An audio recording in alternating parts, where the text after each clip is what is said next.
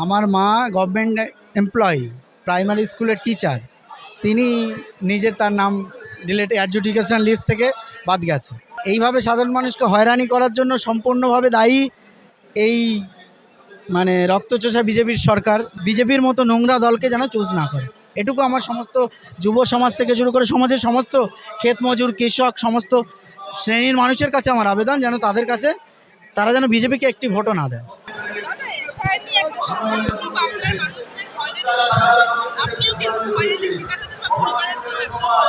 অবশ্যই আমার নিজের মা, গভর্নমেন্ট এমপ্লয়ি, প্রাইমারি স্কুলের টিচার।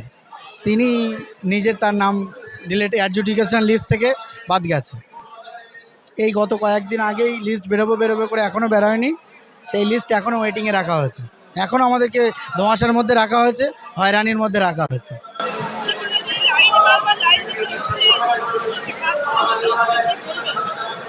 কি বলবো, বলার কিছু নেই। এটাকে নিয়ে এক্সপ্লেন করার মতো ভাষা আমাদের কাছে নেই। এইভাবে সাধারণ মানুষকে হয়রানি করার জন্য সম্পূর্ণভাবে দায়ী এই রক্তচোষা বিজেপির সরকার। বাংলা কথায় যেটা বলতে হয়, নিয়ে এই যে চক্রান্ত বাংলার উপর করা হয়েছে, এর জন্য আমরা সাধারণ মানুষ খুবই হয়রানির মধ্যে পড়ছি।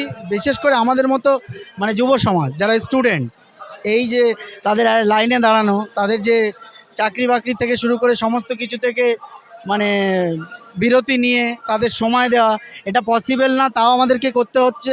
আমাদেরকে নাগরিক হিসেবে প্রমাণ দিতে হচ্ছে। এর থেকে দুঃখের বিষয় আমার কাছে মনে হয় তো এর থেকে নিন্দনীয় ঘটনার কিছুই নেই।